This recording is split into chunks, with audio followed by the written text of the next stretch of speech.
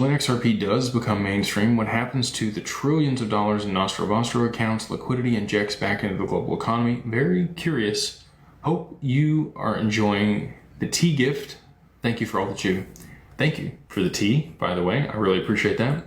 Yeah, there's $27 trillion that's locked up in Nostro Vostro accounts right now, globally, that banks would then be able to pull back in and use in some capacity to lend out or do other things with. And they would actually get about 10 times that because of the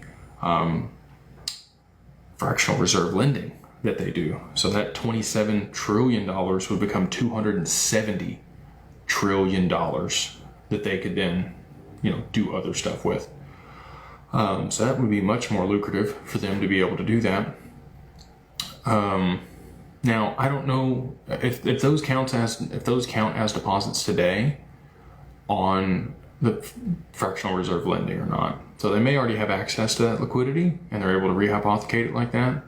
I would need to do more research on it, but at least 27 trillion would be unlocked, which is a lot of money for the banks to be able to do other stuff with, and absolutely would inject a lot of liquidity back into markets. The downside of that would be inflation.